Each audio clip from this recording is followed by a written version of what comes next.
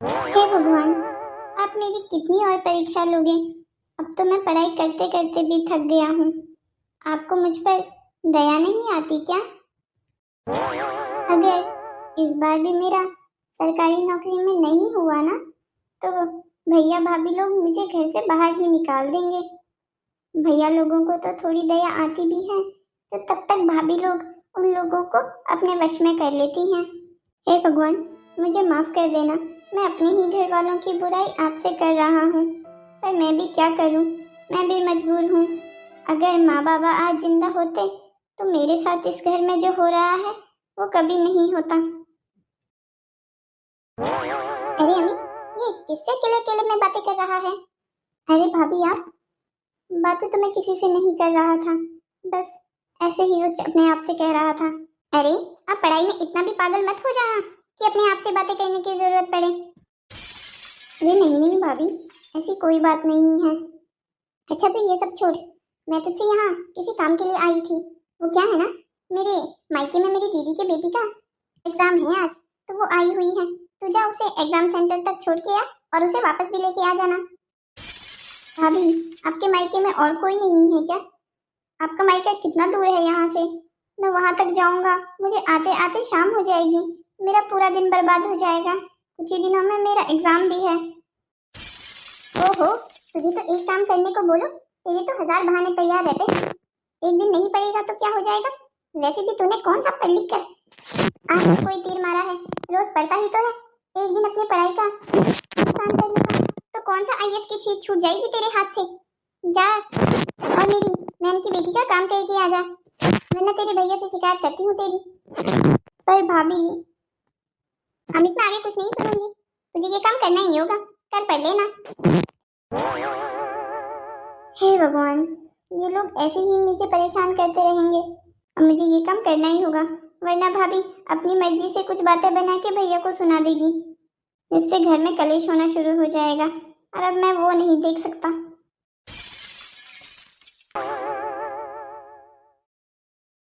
अरे मोनिका, तुमने अमित को देखा क्या? नहीं जी, मैंने तो नहीं देखा। क्या बात है, आप अमित को क्यों ढूंढ रहे हैं? अरे वो कह रहा था कि कुछ दिनों में उसका एग्ज़ाम है, तो बस उसी के बारे में पूछ रहा था कि तैयारी कैसी हो रही है। पर वो तो मुझे घर में दिखाई ही नहीं दे रहा है। अरे गया होगा अपने किसी दोस्त के यहाँ। आप भी ना, जिसका आज तक नौकरी में नहीं हुआ उसका अब हो जाएगा क्या? इतनी उम्मीदें कैसे लगा लेते हैं आप अपने छोटे भाई से? अरे तुम ऐसा क्यों कह रही हो? बेचारा मेहनत तो करता ही है ना। अब ज़रूरी थोड़ी है कि दुनिया के हर इंसान को सरकारी नौकरी मिल जाए। मेरी और भैया की किस्मत अच्छी थी कि हम दोनों को मिल गई है। पर छोटा भी तो मेहनत कर ही रहा है ना, और मुझे पूरा यकीन है उसकी मेहनत एक दिन रंग ज़रूर लाएगी। आप कहते हैं तो मान लेती हूँ, वैसे उसके लक्षण देखकर मुझे लगता तो नहीं है कि ये दिन भी देखना पॉसिबल होगा। अरे तुम ऐसी नेगेटिव बातें क्यों करती हो मेरे छोटे भाई के लिए? बेचारा मेहनत कर तो रहा है, और क्या करेगा। मेहनत कर रहा होता ना, तभी स्टडी रूम में बैठ के पढ़ रहा होता, ऐसे बाहर घूम नहीं रहा होता। आने तो जरा उसको, आज घर पर क्लास लेता हूँ मैं उसकी, कि एग्ज़ाम इतने नज़दीक है और ये बाहर घूम रहा है। देखा ना अमित, मेरी बात पहली बारी में ना मानने का नतीजा। अब काम भी करना पड़ा मेरा, और अपने भैया की डांट भी सुननी पड़ेगी तुम्हें। जेठानी जी, आपने अमित को देखा क्या? अरे क्या हो गया है इस घर में आज सबको? क्या सबको मैं अमित की चौकीदार नजर आ रही हूँ? जो भी मुझसे मिल रहा है वो एक ही सवाल पूछ रहा है, अमित को देखा क्या? इसका मतलब आपको भी नहीं पता कि वो लड़का कहाँ गया है? नहीं, मुझे नहीं पता। तुम बताओ, तुम्हें क्या काम था अमित से अब? जेठानी जी, कल मैंने अमित को कहा था कि थोड़ा सा समय निकाल कर मुझे जरा आज पार्लर भेज दें। बाइक से जाना ठीक रहता है। अब ये तो ऑफिस चले गए, इनके पास तो समय है नहीं मेरे लिए। अब जेठ जी को मैं बोल सकती नहीं। बचा अमित, घर में वही तो खाली बैठा रहता है, तो थोड़ा मदद कर देता मेरी तो क्या बिगड़ जाता। लगता है आज काम के चक्कर से भारी भाग गया वो, कि कहीं भाभी को ना छोड़ना पड़ जाए पार्लर। ये लड़का भी ना, आने दो इसे घर। पैसे मांगने के लिए तो हमेशा सबसे पहले मेरे पास आ जाता है, और जब मैं काम बताऊं तो फिर हमेशा गायब। अब ऐसा भी नहीं है सुमन, इतना झूठ तो तुम भी मत बोलो। भगवान जानता है, बचपन से लेके आज तक अमित का सारा खर्चा इन्होंने ही उठाया है। यही है जो उसके लिए सब कुछ करते हैं। पूरी माँ बाप की जगह ले रखी है इन्होंने उनकी आज भी एग्जाम की फीस हो या कहीं आने जाने के लिए पैसे मांगना हो, सारी चीजें ये इनसे ही कहकर कहता है। तुम पर तो वो बिल्कुल भी भार नहीं डालता। तेरी और तेरे पति के पैसे तो पूरे ऐसे ही बच जाते हैं। हमेशा और इस घर का खर्चा तो सारा हमको ही उठाना पड़ता है। जेठानी जी अपने आप को समझती क्या है? इन्हें तो ऐसा ही लगता है कि पूरी दुनिया का खर्चा यही उठा रही हैं। और जरा इस अमित को तो देखो, हमसे इतने पैसे लेता है और गुणगान बड़े भैया भाभी का करता है। आ जाना अब दोबारा हमसे पैसे लेने के लिए, तब देखती हूँ।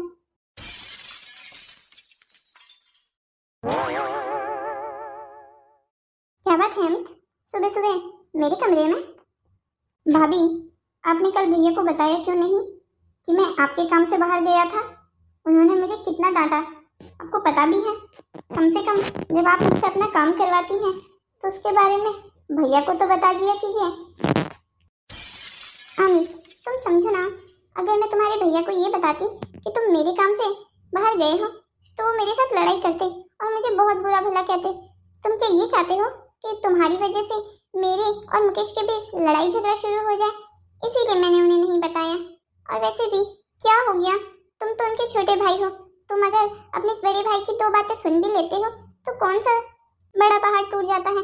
पर पति पत्नी के बीच ऐसी बातों पर लड़ाइयाँ ठीक नहीं रहती उनके रिश्ते के लिए। तुम मेरी बात समझ रहे हो ना कि मैं क्या कहना चाहती हूँ? भाभी, फिर भी आपको बता देना चाहिए था भैया को। भैया को लगता है कि मैं बस यूं ही घूमता फिरता रहता हूँ, पढ़ाई नहीं करता। मैं कितनी कोशिश करता हूँ, पर रहने ही दीजिए। मैं आपसे क्या ही कह रहा हूँ। मैं जा रहा हूँ अपने कमरे में पढ़ाई करने। हाँ, बड़ा है या भैया को सच्चाई बताने वाला? इसके कहने पर सच्चाई बताऊंगी मैं इसके भैया को।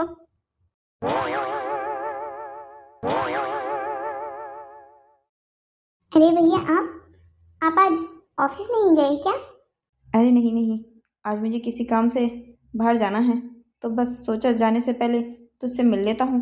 तूने बताया था ना कि कुछ दिनों में तेरा एग्ज़ाम है। कैसी चल रही है फिर तैयारी? भैया, तैयारी तो अच्छी चल रही है, लगता है इस बार हो ही जाएगा।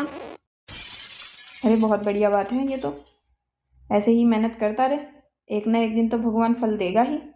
हाँ भैया, उम्मीद तो यही है। वैसे तुझे बड़े भैया मिले तो बता देना उन्हें कि मैं शहर से बाहर गया हूँ। वो तो अभी ऑफिस गए हैं, तो इसलिए मैं उन्हें डिस्टर्ब नहीं करना चाहता कॉल करके। अच्छा भैया, कोई बात नहीं, मैं बता दूंगा। वो भैया, नया फॉर्म आया है एक, उसकी फीस चाहिए थी, तो आप मुझे थोड़े पैसे दे देंगे? अच्छा बता, कितने पैसे चाहिए तुझे? वो भैया 4,500 फीस है और 500 थोड़ा खर्चा भी चाहिए था। अच्छा चल कोई नहीं, मैं देता हूँ तुझे। तू पढ़ाई कर, मैं अभी कमरे से पैसे लेके देता हूँ तुझे। ठीक है भैया, बहुत बहुत धन्यवाद आपका। अरे कोई बात नहीं, बड़े भाई को धन्यवाद नहीं कहते।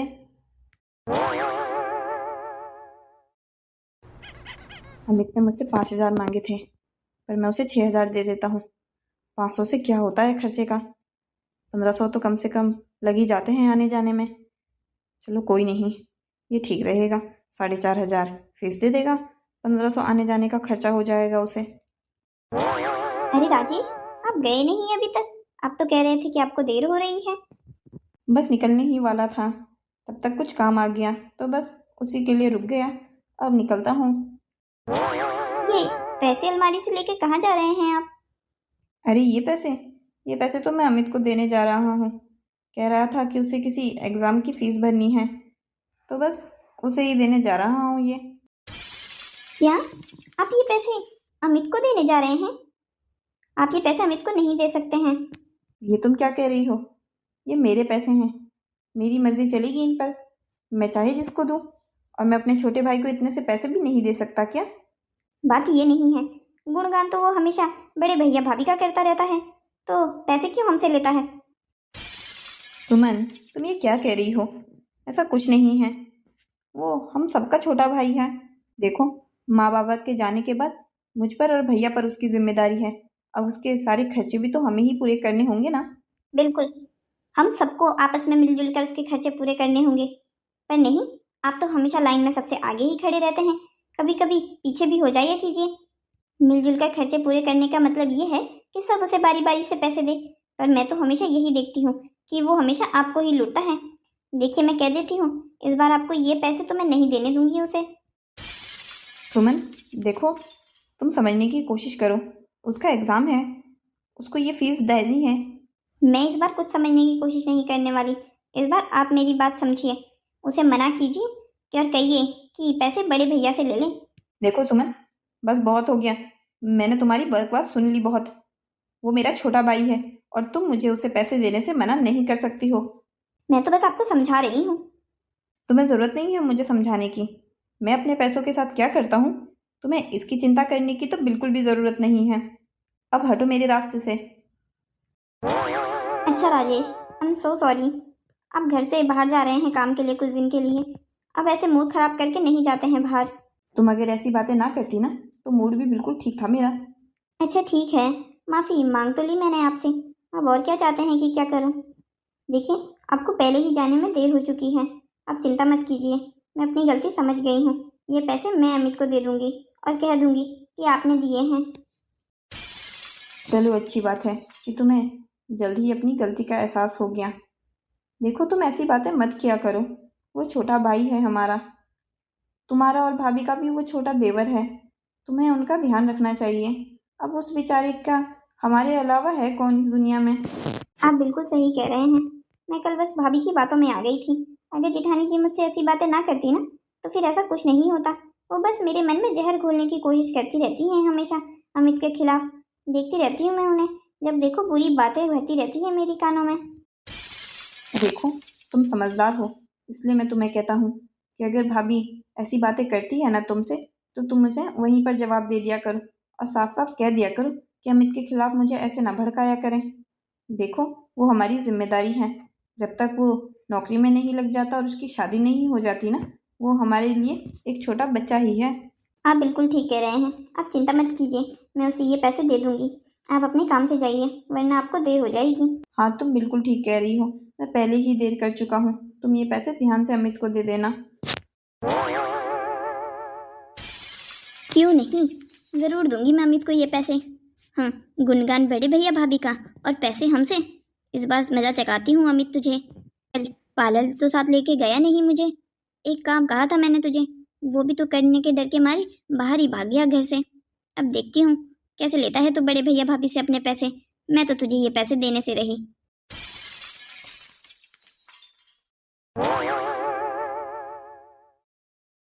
भाभी, भैया चले गए क्या? हाँ अमित, तुम्हारे भैया तो चले गए। क्या बात है, कुछ काम था भैया से क्या? अरे तुम थोड़ी ही देर पहले आते ना तो मिल लेते अपने भैया से। इसका मतलब भैया मुझे बिना पैसे दिए चले गए? कहीं भैया ने पैसे भाभी को तो नहीं दिए हैं? मैं एक बार पूछ लेता हूँ भाभी से, क्या पता भैया ने भाभी को पैसे दिए हों मुझे देने के लिए। भैया ऐसे जा तो नहीं सकते, उन्होंने तो मुझसे कहा था कि वो मुझे पैसे दे देंगे। अच्छा भाभी, भैया ने जाने से पहले आपको क्या पैसे दिए थे क्या मुझे देने के लिए?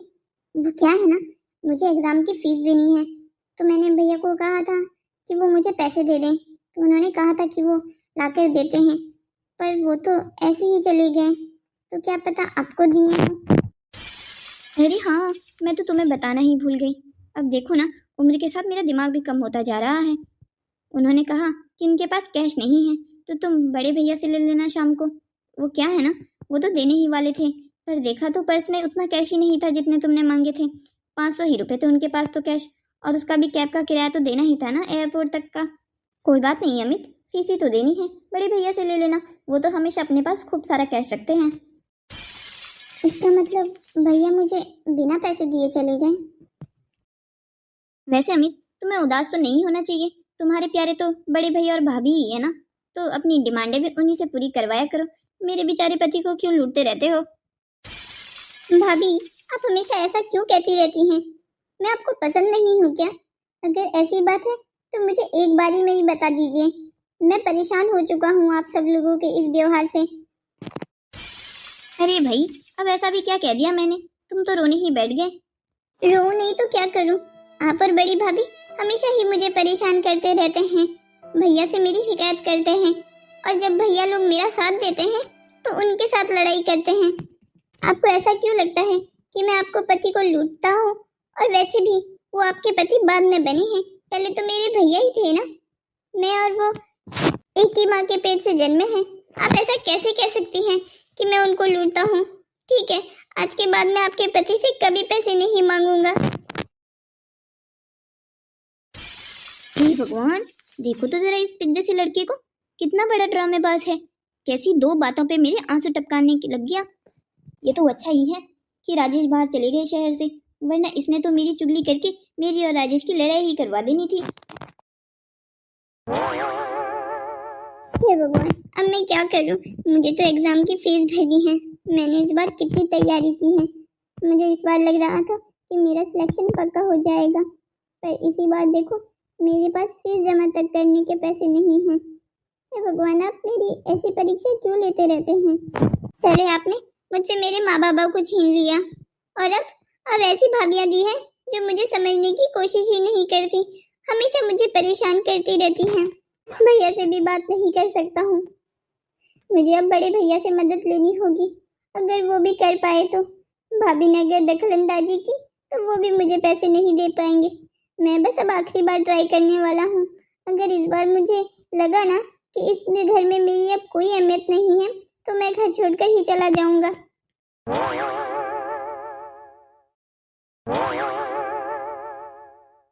भाभी, भैया कहाँ हैं? वो ऑफिस से आ गए क्या?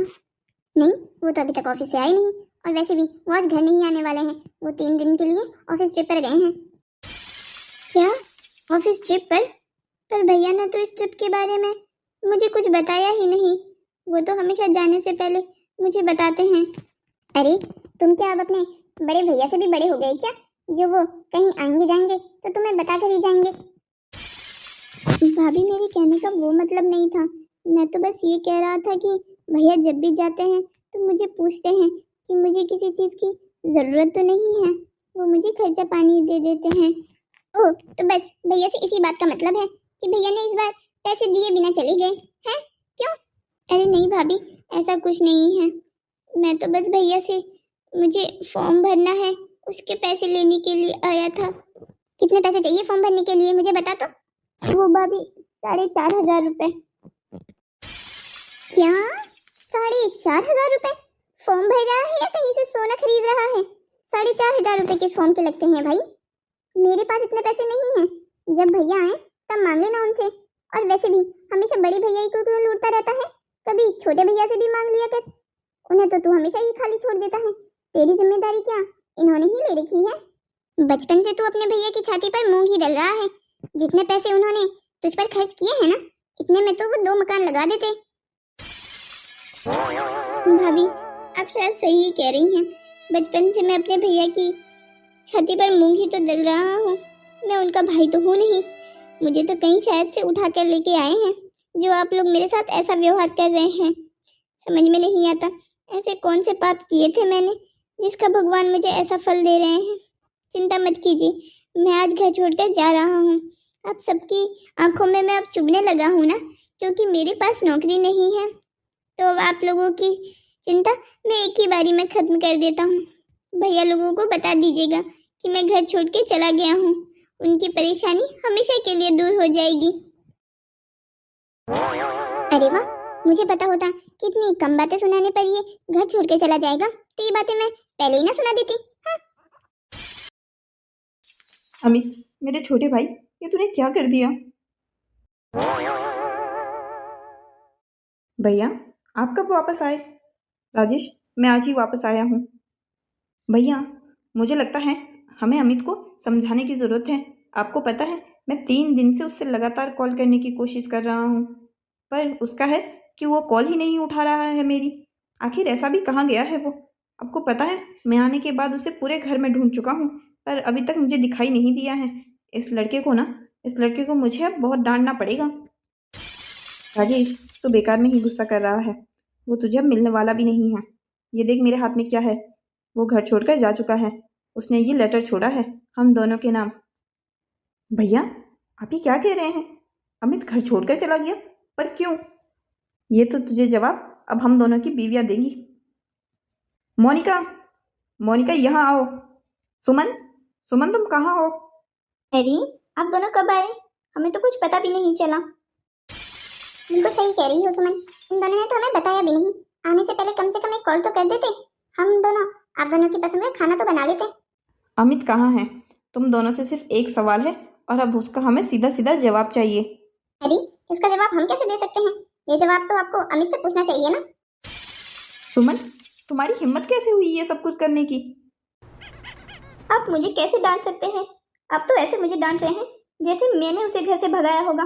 वो अपनी मर्जी से घर छोड़कर गया है। सही बात है, इसमें मेरी और छोटी की क्या गलती है? देख रहा है भाई, जो जेठानी देवरानी हमेशा एक दूसरे से लड़ती रहती थी, आज छोटी बड़ी हो गई हैं। देख रहा है इतना प्यार सिर्फ इनका इसलिए जाग रहा है क्योंकि जिस मकसद को ये पूरा करना चाहती थी कई सालों से, वो मकसद इनका पूरा जो हो गया है, हमारे छोटे भाई को इस घर से निकालना। हाँ भैया, आप बिल्कुल ठीक कह रहे हैं।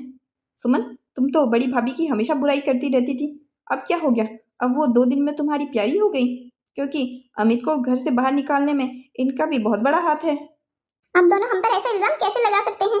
इल्जाम नहीं लगा रहे हैं, सच है ये लेटर देख रही हो नीचे पड़ा हुआ, ये अमित छोड़कर गया है हम दोनों के लिए। क्या वो जाने से पहले लेटर लिख कर गया है? हाँ भाभी, वो लेटर लिख कर गया है। सुमन, तुम ऐसा कैसे कर सकती हो? मैंने तुम्हें 6,000 रुपये दिए थे अमित को देने के लिए और तुमने वो पैसे उसे दिए ही नहीं बल्कि उसे उल्टी बातें सुना दी। तुम ऐसा कैसे कर सकती हो मेरे छोटे भाई के साथ? अरे बस, और कितनी सुने हम आप दोनों की बातें? बस बहुत हो गया। आपकी छोटा भाई भी कुछ कम नहीं है, पढ़ने लिखने में तो उसका मन है नहीं, बस आवारागर्दी करा लो उससे। अच्छा हुआ हमने उसे घर से बाहर निकाल दिया।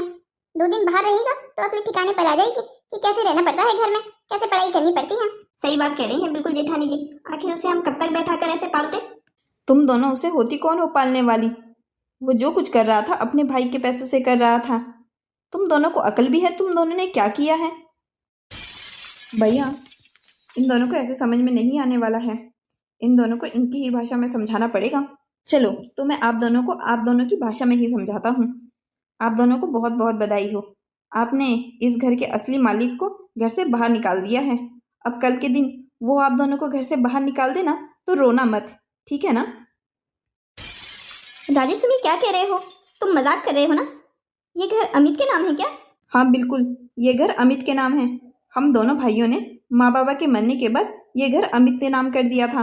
माँ बाबा ने इसके हिस्सा हम तीनों के हिस्से में लगाया था, पर हम दोनों को लगा कि हम दोनों के पास तो नौकरियां हैं, छोटा अभी सबसे छोटा है हम तीनों में से, तो हमने ये घर उसके नाम कर दिया। अब हुआ थोड़ा दुख अपने कारनामों का। और भैया, हम लोग तो इन्हें ये बताना भूल ही गए कि बाबा की कंपनी का भी 51% का मालिक वही है। क्या? नहीं, अब तो तुम मजाक कर रहे हो। हाँ राजेश, प्लीज कह दो तुम मजाक कर रहे हो। मैं कोई मजाक नहीं कर रहा हूँ, मैंने जो भी कुछ कहा है वो बिल्कुल सच है। मुझे समझ में नहीं आता तुम लोग ऐसा कैसे कर सकते हो। हम लोग 2 दिन के लिए घर से बाहर क्या गए, तुम लोगों ने तो हमारे छोटे भाई को ही घर से बाहर निकाल दिया। भैया चलिए, हमें अमित को ढूंढना है। हाँ राजेश, तुम बिल्कुल ठीक कह रहे हो। जब तक हम इस घर में वापस आते हैं ना अमित को ढूंढकर, तब तक मोनिका तुम मुझे इस घर में नहीं दिखाई देनी चाहिए। मुकेश, अभी क्या कह रहे हैं आप? मुझे इस घर से जाने का कह रहे हैं क्या? हाँ बिल्कुल, तुमने बिल्कुल ठीक सुना है, मैं तुम्हें इस घर से जाने का कह रहा हूँ। जो औरत मेरे भाई को स्वीकार नहीं कर सकती वो इस घर में रहने लायक नहीं है। मैंने उसे हमेशा अपने छोटे बच्चे की तरह रखा है और तुमने मेरे पीठ पीछे उसे घर से बाहर निकाल दिया। मैंने उसे घर से बाहर नहीं निकाला है, वो खुद अपनी मर्जी से घर से गया है। तो कारण भी तो तुम ही थी ना, क्या ज़रूरत थी उसे इतना सब कुछ कहने की कि वो घर से बाहर ही निकल जाए। भैया बिल्कुल ठीक कह रहे हैं। सुमन, तुम्हें भी यहाँ रुकने की ज़रूरत नहीं है। हम जब तक अमित को ढूंढ कर लाएं तब तक तुम भी अपना सामान बांध के रखना। मुझे भी तुम्हारी कोई ज़रूरत नहीं है। जो मेरे छोटे भाई को नहीं अपना सकती वो मेरे लिए भी कोई अहमियत नहीं रखती। चलो भैया, हमें अमित को ढूंढना है। हाँ छोटे, चल, बेचारा हमारा छोटा भाई पता नहीं कहाँ रह रहा होगा। सुमन, ये हमने क्या कर दिया? हमने तो अपने ही पैर में कुल्हाड़ी मार दी। आप बिल्कुल ठीक कह रही हैं जेठानी जी। हमें किसी भी तरीके से अमित से माफी मांगनी होगी, वरना तो हम कहीं लायक भी नहीं रहेंगे। हम इस घर से कहीं नहीं जाने वाले हैं जब तक ये लोग अमित को ढूंढकर नहीं लाते। हम उसके पैरों में पड़ जाएंगे, पर उसे हमें माफ करना ही होगा। हाँ, आप बिल्कुल ठीक कह रही हैं। हम उसके पैरों में पड़ जाएंगे पर उसे माफ करना ही होगा। मैं अपनी पुरानी जिंदगी में वापस नहीं जाना चाहती। बिल्कुल ठीक कह रही हो, मैं भी अपनी पुरानी जिंदगी में वापस नहीं जाना चाहती। आप दोनों यहाँ पर, आप दोनों ने मुझे कैसे ढूंढा? अरे भाई साहब, आप ये क्या कह रहे हैं? हम दोनों तो आपको पहचानते नहीं हैं। आप हमसे ऐसे कैसे बात कर सकते हैं? हाँ हाँ, हम थोड़ी आपको पहचानते हैं। हम तो बस यहाँ आपसे ये पूछने आए थे, वो आपने किसी अमित नाम के इंसान को देखा है? वो क्या है ना, वो हमारा छोटा भाई है जो बेवकूफ़ी करके घर छोड़ के आ गया है। हमें उसे ढूंढना है। आप बता सकते हैं कि वो क्या इस मोहल्ले में रहता है? भैया ये आप लोग कैसी बातें कर रहे हैं? अरे भाई, तुम मेरे भैया को भैया क्यों कह रहे हो? इनको भैया सिर्फ मैं और हमारा छोटा भाई अमित कह सकता है। तो मैं ही तो हूँ आपका छोटा भाई अमित। अरे हाँ राजेश, इसकी शक्ल तो थोड़ी मिलती नहीं है हमारे भाई से क्या? हाँ भैया, शक्ल तो थोड़ी मिल रही है हमारे अमित से, पर समझ में नहीं आ रहा है कि ये पक्का अमित ही है ना, या हमारी आंखों को कोई भ्रम हो रहा है। भैया आप ये क्या कह रहे हैं? मैं आपका छोटा भाई अमित ही हूँ। आप लोग मुझे पहचान भी नहीं रहे हैं अब क्या? 2 दिनों में आप लोग मेरी शक्ल भी भूल गए हैं?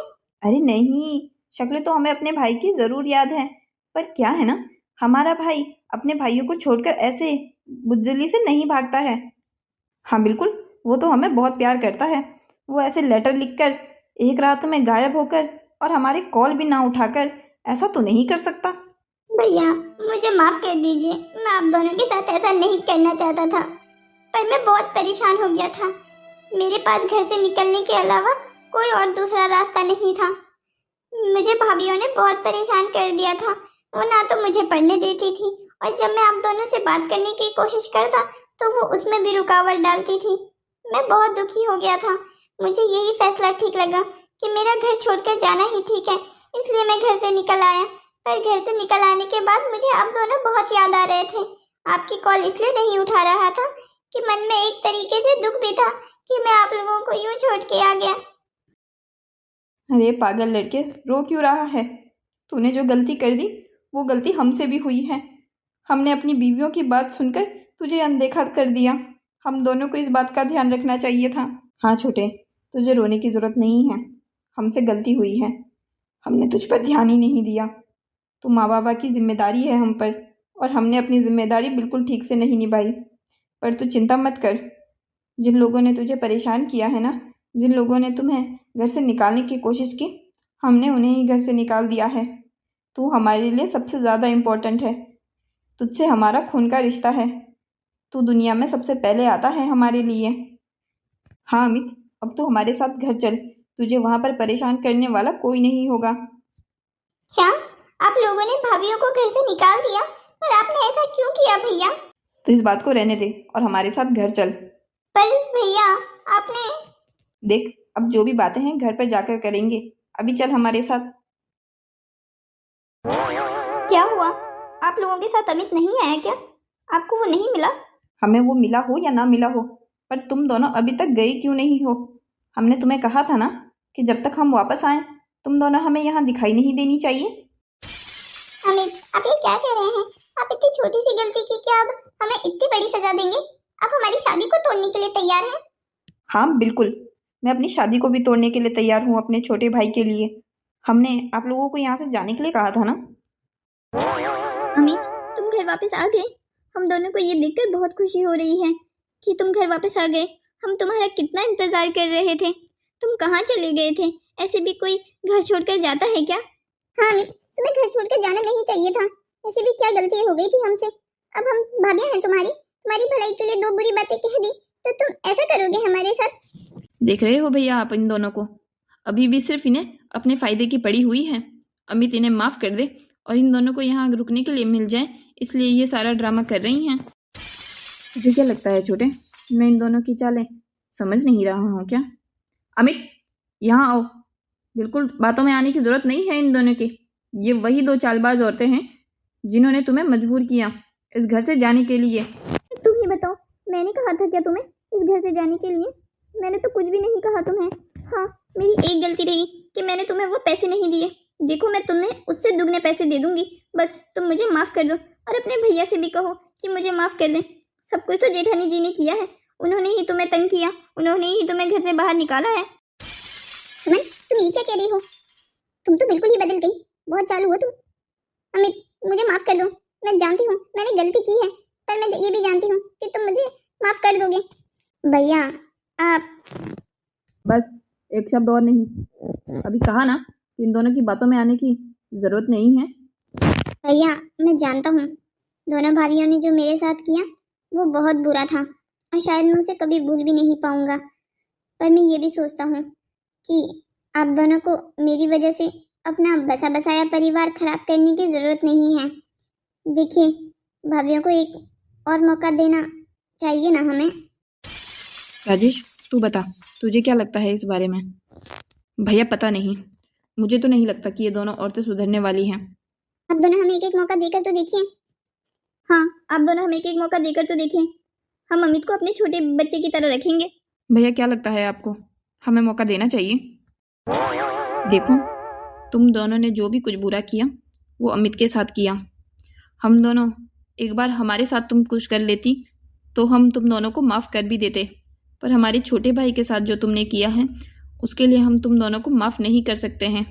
पर क्योंकि अमित ये चाहता है कि हम तुम्हें दोनों को माफ़ कर दें, तो हम दोनों एक मौका तुम्हें और देना चाहते हैं।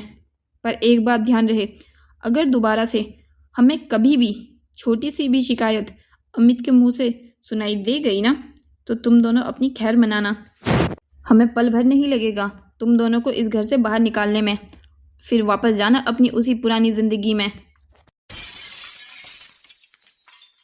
अमित, मैं तुमसे अपने सच्चे दिल से माफी मांग रही हूँ। हमने जो तुम्हारे साथ किया वो सच में ही बहुत बुरा था। जेठानी जी बिल्कुल ठीक कह रही हैं। हमने जो तुम्हारे साथ किया वो बहुत बुरा था, पर फिर भी तुमने हम दोनों को माफ़ कर दिया और अपने भैया को भी कहा कि हम दोनों को माफ़ कर दे।